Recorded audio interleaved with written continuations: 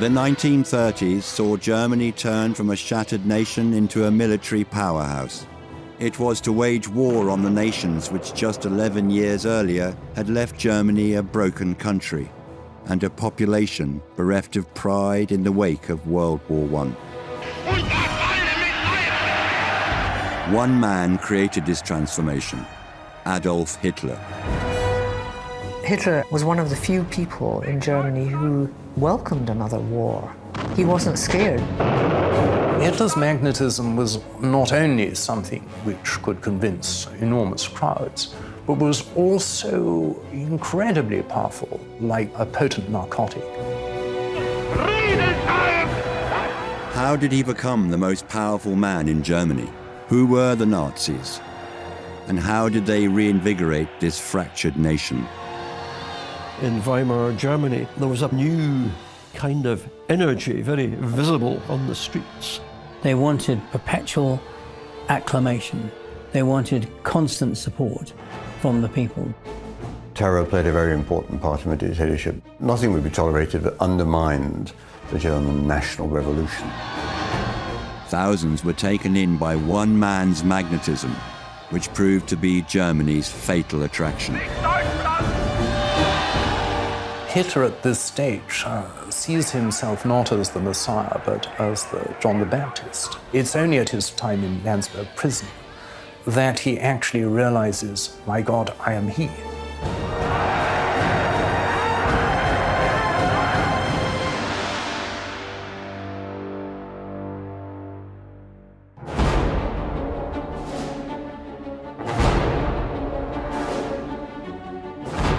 To fully understand the doomed love affair of Germany and Hitler, we must first look into the German nation of the late 19th century.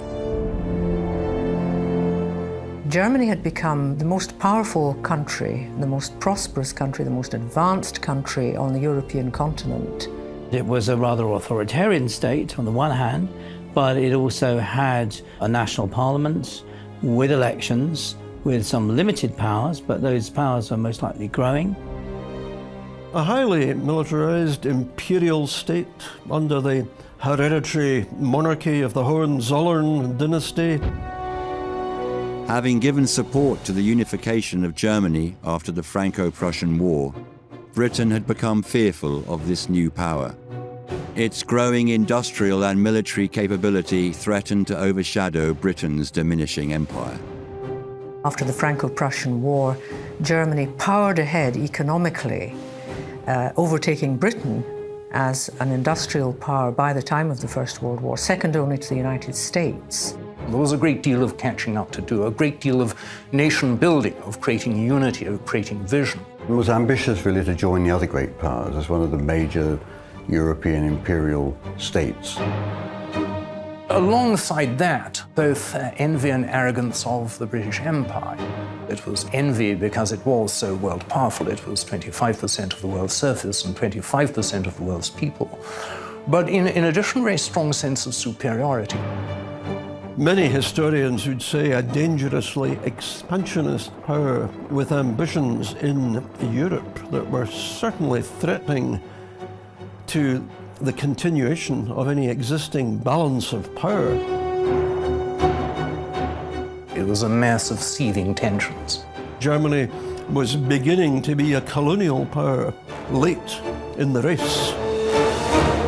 It is not in Germany, however, where our story begins, but in neighboring Austria-Hungary. We don't know much about Hitler's early life. He was born in Braunau on the River Inn on the 20th of April, 1889, son of a minor Austrian official. His father wasn't a very nice man, knocked Hitler around a bit. Because of that, Hitler's mother took on a very protective role. We can gather that much. He had a rather unhappy childhood. He had 4 siblings who died before he was born. Hitler's childhood leads us to believe it was a fairly ordinary upbringing, comparable with his peers at the time. A problem for historians is that Hitler reinvented quite a bit about his childhood. He was an indifferent student, it has to be said. It was not that he was not very intelligent, he certainly was, but he was unable to focus. bit of a loner, as he continued to be, but always a voracious reader. He read everything he could get his hands on, continued to do that.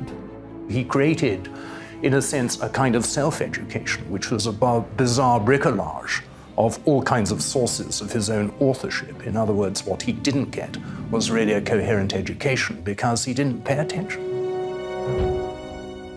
In 1907, a young Adolf Hitler made his way to Vienna to pursue a career as an artist. Vienna at the time was the city leading Europe in new artistic practice and philosophical thought. Hitler's plan was to apply and enroll at the Academy of Fine Arts. He went to Vienna when he was about 16 and really knocked around, didn't do a lot. He never lived as rough as he later claimed. He was rejected from art school, I think probably rightly, looking at his artworks. He knew about art in general terms. He knew about neoclassical art. He knew the power of art above all, that great historic images had enormous moments. So although his watercolours didn't advance the Nazi cause, he knew what art could do. Hitler claimed throughout his life that he was an artist who was torn from his easel by the love of Germany. His mother was generous to him. She provided him with a series of allowances, possibly without the knowledge of his father.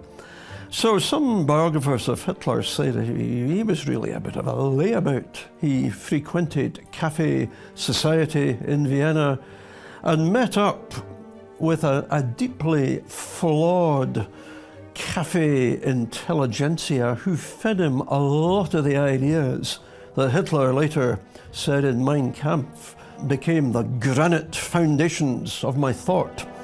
Everyone assumes that Hitler was strongly influenced by Austrian anti-Semitism. There was a lot of it around before 1914, but actually it's very hard to pin down that he was influenced by it. All of the associations with Jewish people, with whom there are a great many in Hitler's early life, were not merely positive but benevolent. The doctor who treated his mother when she was sick, the family doctor who treated all of them, he was Jewish. The dealer who bought and sold the paintings Hitler painted in Vienna to keep the wolf from the door, again was Jewish. In receipt of the inheritance bequeathed to Hitler from his father's estate, and finding little fortune as an artist in Vienna, Hitler decided to move to Munich in 1913. Hitler was very conscious of being ethnically German. As a German nationalist, Hitler believed that he belonged more in Germany than in Austria. Austria-Hungary remained a great power in the scheme of things, dominating a large part of southeastern Europe. But it was getting into crisis because of the growth of nationalism, Czech nationalism, Hungarian, South Slav, and the clash of these national groups in the parliamentary assemblies made the parliament, the Reichsrat, and its Hungarian equivalent more or less unworkable, ungovernable. Every meeting just erupted into shouting matches between the different national groups, either in Austria or in Hungary. And that, I think, gave Hitler a contempt for parliamentary rule. He saw it as being ineffective. He saw the empire as this large, ramshackle organization, and he thought that an authoritarian director, strong leadership, even the dictator, was the only way to solve these problems. It was the assassination of Archduke Franz Ferdinand of Austria in Sarajevo that would be the catalyst for the start of the First World War. Within weeks, Austria-Hungary were at war with Serbia. Germany then mobilized, invaded Luxembourg and Belgium, and began to march on France. This prompted Britain to declare war on Germany. Hitler, although an Austrian citizen living in Munich at the time, managed to sign up to the German army. In the chaos of mobilization in August 1914, his papers were kind of disregarded, and he got into the army. The Austrian authorities were after him. He'd eluded conscription from the Austrian army and was living in Germany. He didn't want to fight for something he didn't believe in, and he certainly didn't believe in the Habsburgs and in their empire. With war erupting all over Europe, Germany would arrive in the position of fighting a war on two fronts. To the east, against the Russians, and to the west, against Britain, France, and Belgium. Hitler had joined the army in support of the German Empire. The experience of war would change the trajectory of his life and in turn the lives of millions of others forever.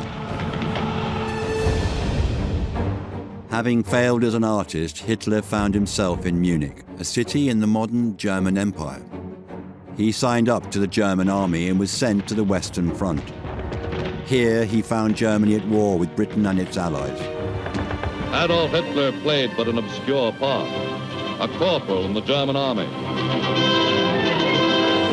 Hitler was fascinated by the prospect of war. The First World War turned a nobody into a somebody.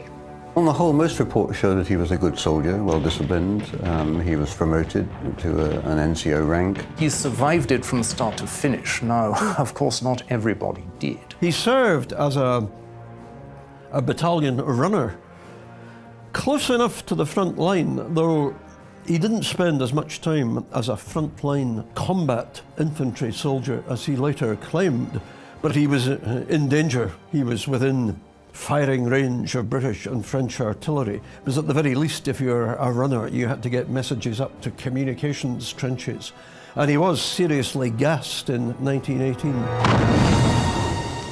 People have tried to belittle what he did in the war, actually, but he won the Iron Cross Second Class and then the Iron Cross First Class. On the recommendation, ironically, of a Jewish superior officer. This idea that he was some kind of coward is rubbish. He actually manifested enormous courage. But messengers were often regarded by the fighting troops as having a rather cushy time. The enigma is why he was never promoted an officer, of course. Maybe apocryphal, but I think it's been said that he remained a corporal because he didn't have leadership qualities. Hitler does not seem to have been well-liked or well-respected by his fellow soldiers. He was a bit of a loner, regarded as a bit of an eccentric. He himself looked back on the First World War as a time of unity, fellow feeling, brotherhood, and so on, and mythologized it in his own mind until he came to want to recreate the spirit of 1914 when all Germans united behind the Kaiser in the Third Reich in 1933. Russia mobilized its military and defeated Austria-Hungary, but was stopped in Prussia by the German forces. Germany, being the far stronger military power, forced the Bolsheviks to sign the Treaty of Brest-Litovsk. The Baltic states were given to Germany, along with the recognized independence of Ukraine. Early in 1918, they had actually signed the Treaty of Brest-Litovsk with Russia, and so they'd acquired an empire in Russia. The dreaded two-front war now no longer existed from March 1918. So that was taken as a sign that Germany was doing really well in the war, and it all hung on the Western Front. But with the United States in the war, Germany wasn't going to win on the Western Front.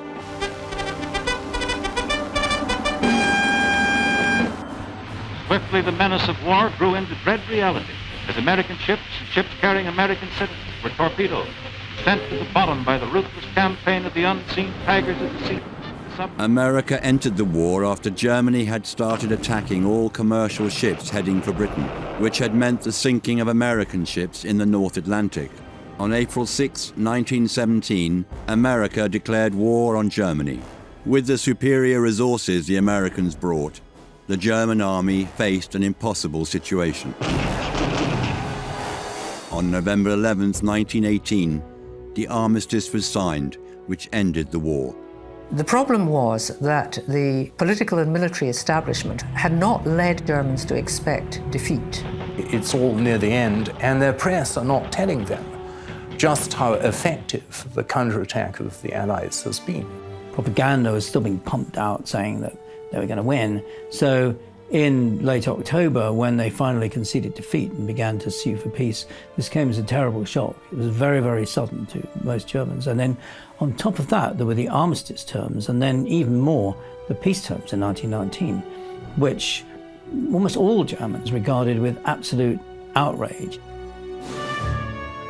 The Treaty of Versailles was a series of provisions and conditions placed on Germany by the Allied nations. One of these being Germany accepting the responsibility for all loss and damage caused by the war. This was known as Article 231, which later became known as the War Guilt Clause. The treaty also forced Germany to make substantial territorial concessions and pay reparations to the Allied countries. In addition, Germany was only allowed a military force of no more than 100,000 men. Versailles was, to them, the stab in the back. What they'd given was an armistice, not a surrender. The Germans had to surrender their combat aircraft. They weren't allowed to build any combat ships. Their army was restricted to 100,000. 100,000 seems quite a lot to me, actually. That this meant all the cooks and bottle washers and pen pushers were counted in the 100,000 men. It wasn't 100,000 fighting men. They had to pay massive financial reparations for the damage that German troops had caused in the occupation of northern France and southern Belgium. And they rested on the War Guilt Clause, which almost all Germans disputed. Germany had not been guilty for starting the First World War. It had been caused by the encirclement of Germany by the Allies.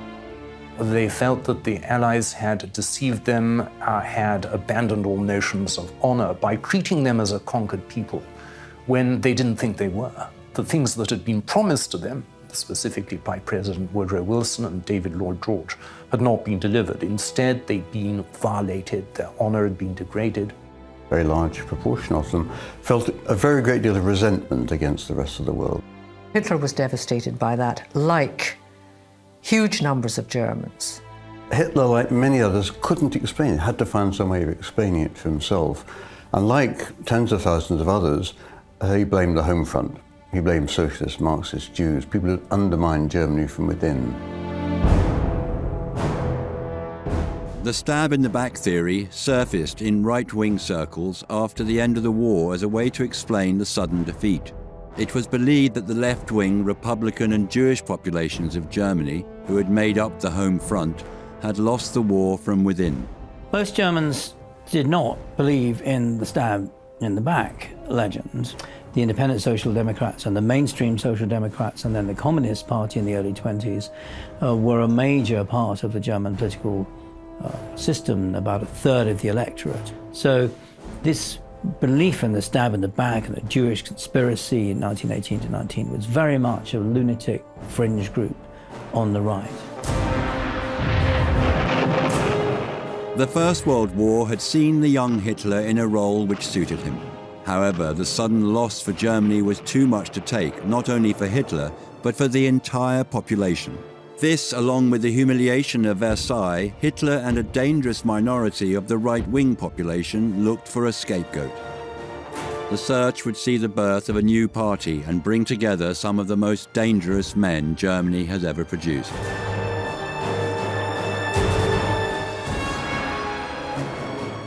The shock defeat of Germany in World War I left the nation humiliated. The signing of the Treaty of Versailles saddled Germany with being responsible for rebuilding the Allied nations. Added to this, Germany had seen its own revolution in 1918. However, it was not until 1919 that the Weimar Republic was established, with the coming together of a national assembly in Weimar, a town in central Germany. Germany had to pay reparations to the victorious Allies. This was really what accelerated the great inflation. It started in 1916 when the German government started printing money to fund the war effort. And as we know, printing money causes inflation. Post-war German governments didn't make the slightest effort to arrest inflation. They could pin that on the peace treaties and on the Allies. It got so out of hand in 1923, the Allies stepped in, the Americans stepped in, particularly with the Dawes Plan. The Dawes and Young plans to schedule Germany's reparations payments are evolved, and they fail. The Dawes Plan was the brainchild of the American banker Charles G. Dawes. The plan was to lend the German government the money to pay back the reparations which had not been given to the Allied countries. America stabilized the German currency so that the Americans could give loans to Germany so that Germany could pay reparations to Britain, France and others, so that Britain, France and others could repay loans to the United States. During this time of change and uncertainty, Hitler was keen to continue in the vocation which had given him personal success. After the war ended, he stayed in the German army, which was vastly depleted. He didn't want to leave. He liked the army. Whatever inventions he may have resorted to about his own service, he felt at home within the secure structures and hierarchies of the army. He attended the courses for soldiers at Camp Lechfeld. These courses were taught, some of them by the most famous academics of the era, and what they retailed was a dart of sturdy German ethno-nationalism and patriotism. They're a way of combating the activities of the Bolsheviks. Right-wing political propaganda masquerading as political education. Hitler proved not only a worthy pupil, but he actually became one of them. He was recruited to actually do this speech-making, this kind of incendiary pedagogy himself, and proved remarkably good at it. It's there that he learns his oratorical techniques. He was actually sent by the army, to which he still belonged, to observe a far-right group called the German Workers' Party. The German Workers' Party was a group founded in Munich in January 1919 by Anton Drexler, a leading member of the occultist Thule Society. The party would meet regularly and discuss ideas of nationalism. The binding ideas of the German Workers' Party were entrenched in racism and the hatred of Jews. It was during this period of observation that Hitler became more and more involved with the party's politics. He started speaking in its meetings and soon became clear that he was a very gifted speaker and took on board very much these radical anti-Semitic ideas in which the war had been lost by some conspiracy that he imagined the Jews had been undertaking against Germany. Hitler, it's been said, had a mind a bit like a Hoover. He just sucked up and absorbed everything he read. People like Adolf, a practicing racist and a teacher of really bastardized Darwinism. There's a whole kind of mishmash of ideas that he puts together to form the National Socialist ideology.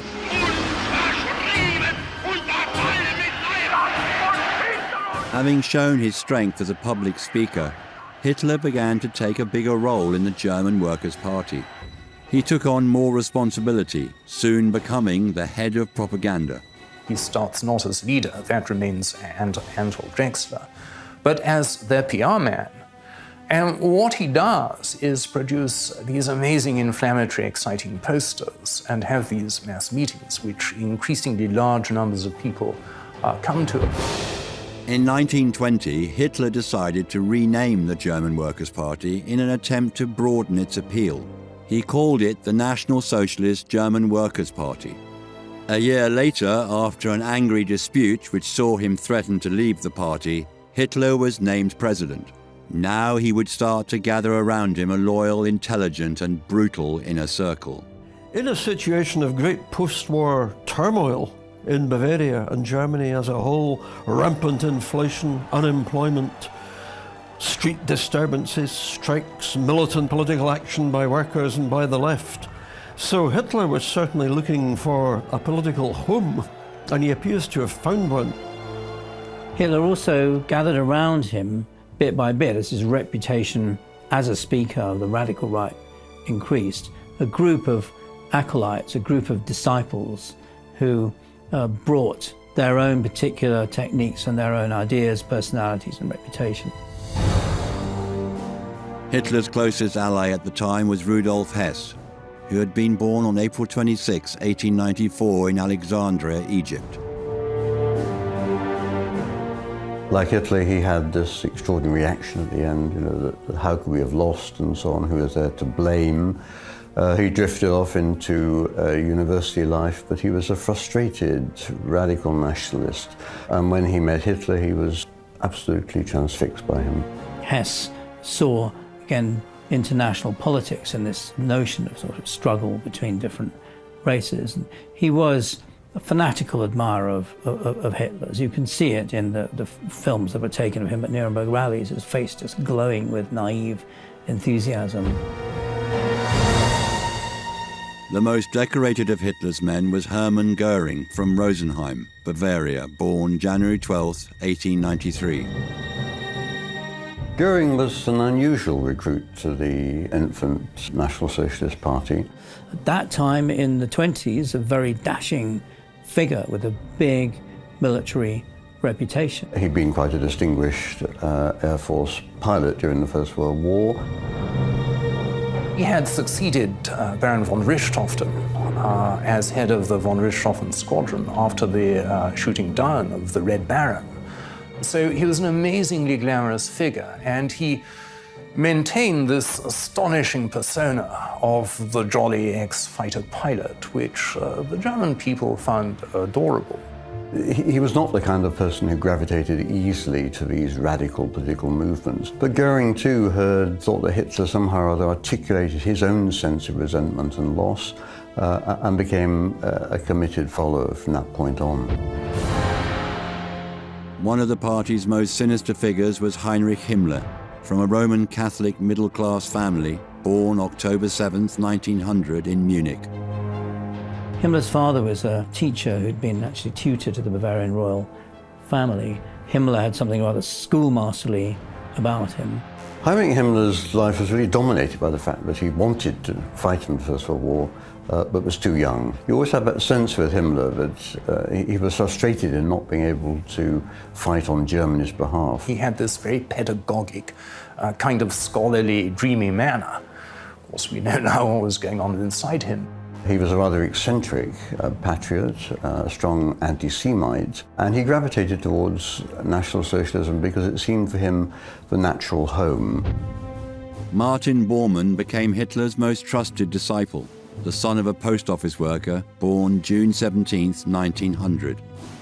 Bormann is very much the sinister Machiavellian manipulator, of course. Very soon joined one of the Free Corps, the vigilante groups that grew up in Germany in the early 1920s, was sent to prison for murdering somebody. When he emerged, he again heard Hitler and thought, well, you know, this man articulates the things I feel, the resentment I feel, the loss in 1918 that all Germans shared. And he too became a devoted follower. Der kommende deutsche Mensch wird nicht nur ein Mensch des Buches. Finally, arguably the most intelligent of Hitler's men, Joseph Goebbels from the Ruhr Valley, born October 29, 1897.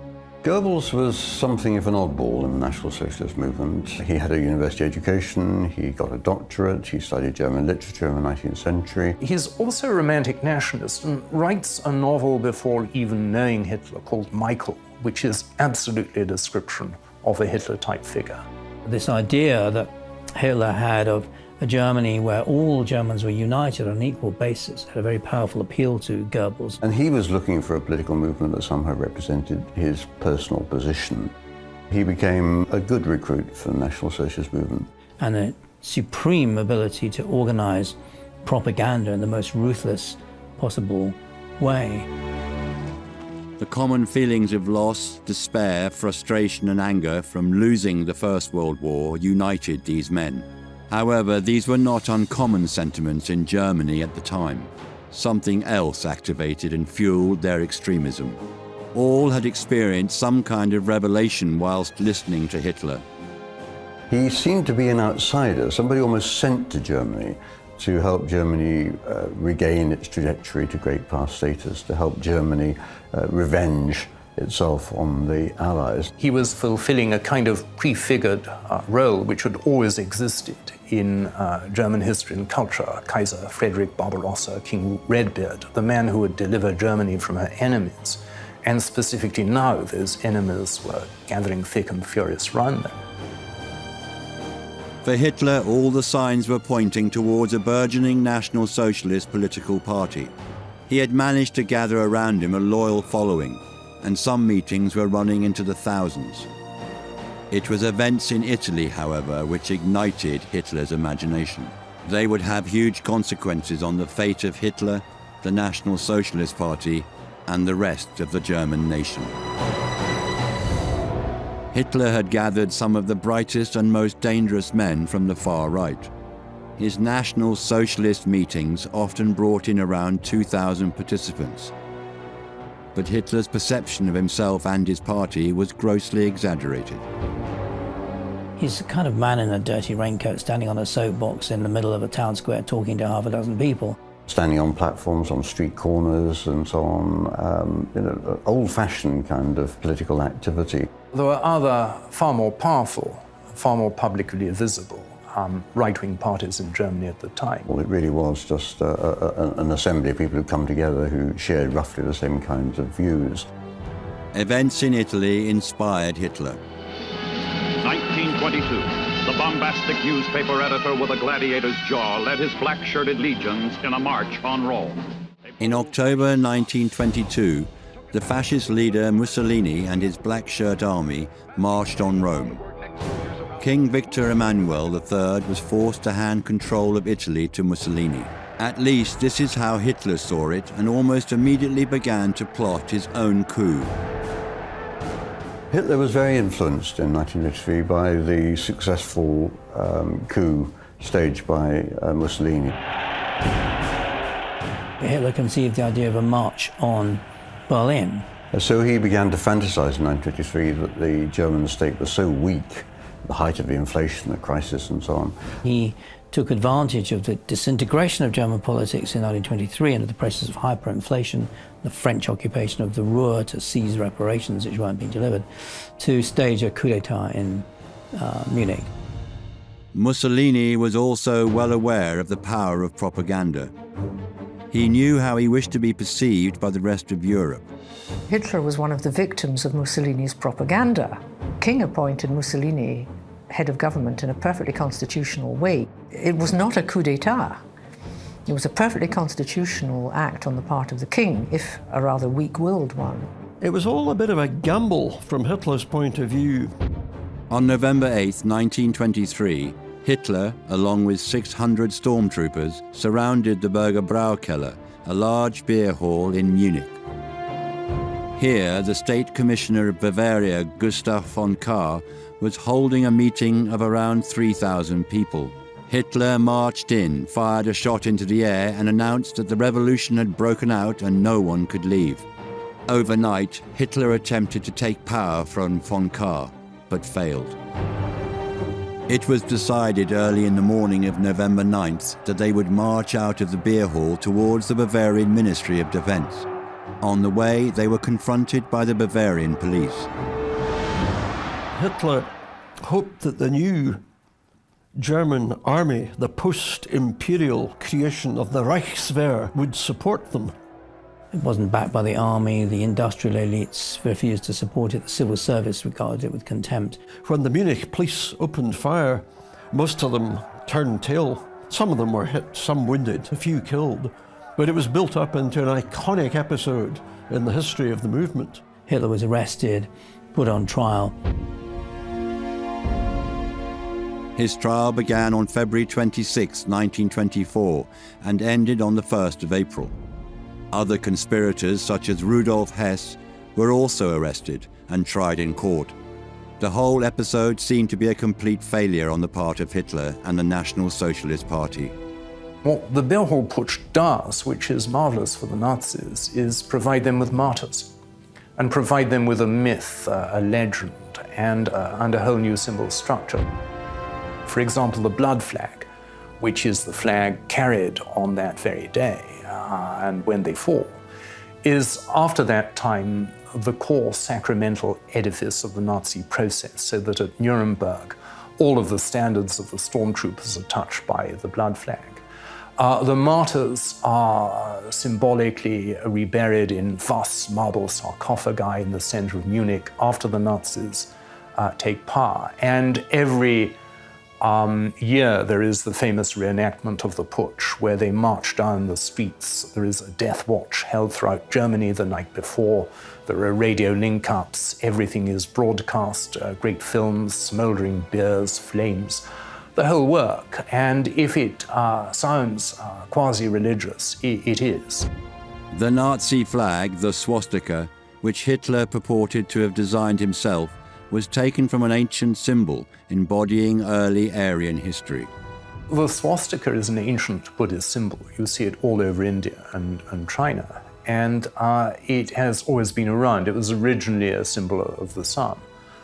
But it began to be acquired by the German right in the late 19th century as one of their symbols because they felt it stood for the idea of being an Aryan. It was Hitler's changes to the design which marks it out as the Nazi symbol. The story he tells is that he invited people to submit designs, and swastikas came in, and none of them, he said, quite did the job, so he said, I'll do it myself, and that's what he worked on. It's a series of simple design formulae which are applied to it. The flag is in the colours of red, black and white, which are the old imperial colours, to contrast with the red, gold and black of the Republic.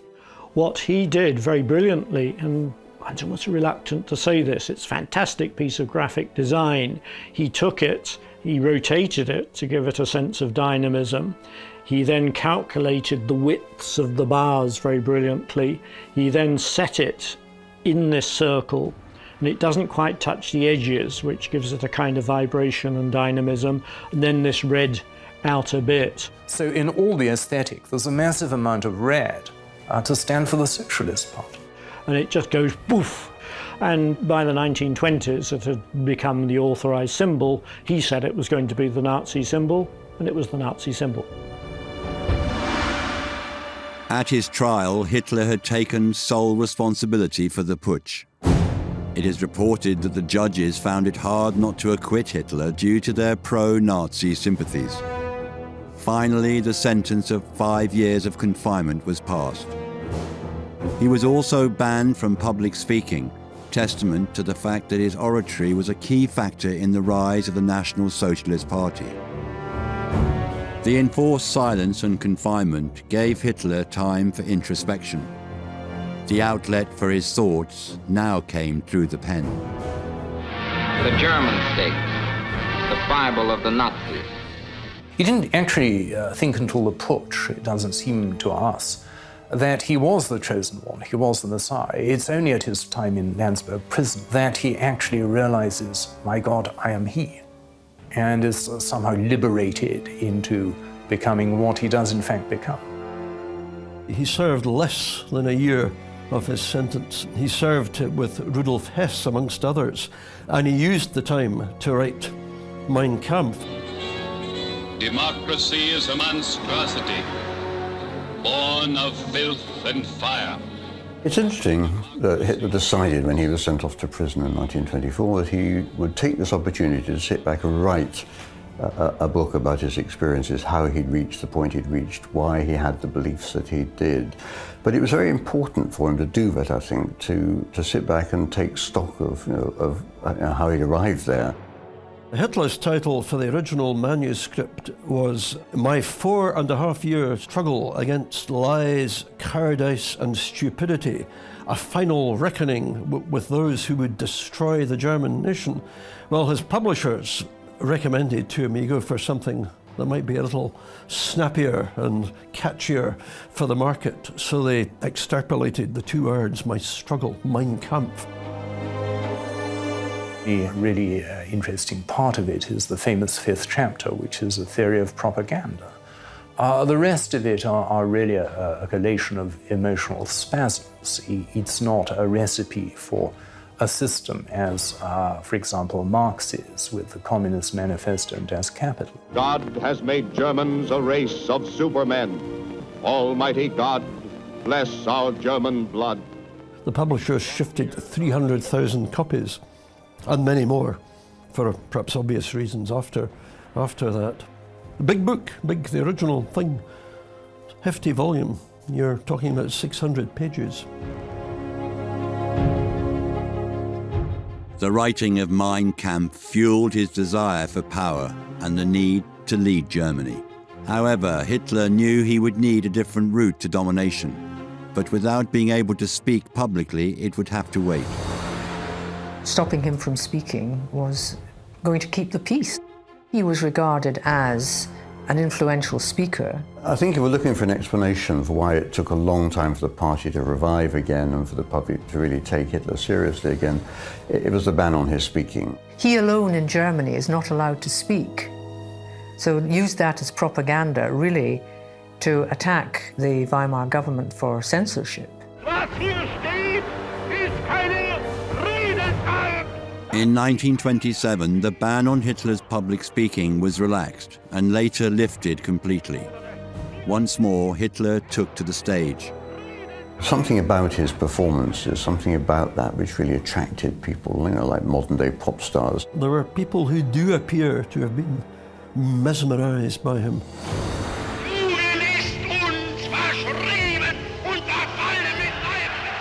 As soon as he could start speaking, you have that run-up to the successful parliamentary elections in the late 1920s. When I look at Hitler on the stage, I think of him as being in a political theatre, but I don't believe that what he says is great oratory. At the time of Hitler's silence, Germany began to see a certain recovery. Thanks to American investment, unemployment was declining and the economy was improving. A sense of optimism rippled through the German nation. A lot of Americans invested, so Germany looked as if it was prospering by 1928. The National Socialists could have been banished to the history books as a marginal far-right political party, with their eccentric leader and the failed beer hall putsch of 1923. However, fate dealt them a favourable hand. The post-war economic recovery under the Weimar Republic, which was genuine enough while it lasted, that had collapsed as a direct result of the Wall Street crash in New York. It was a saying of the time, New York sneezed, London caught cold, and Germany nearly died of influenza. The implications of the crash would eventually lead the National Socialist Party to total power. The continuity of the Great Depression was absolutely critical. 7 million men became unemployed. There seemed to be no lifting. And once you got the worker in the dole queue, you had him as a potential Nazi, a potential stormtrooper. What further measures would be imposed on the German population to consolidate the Nazis' power, and what terror would be unleashed before the dramatic toppling of this evil regime?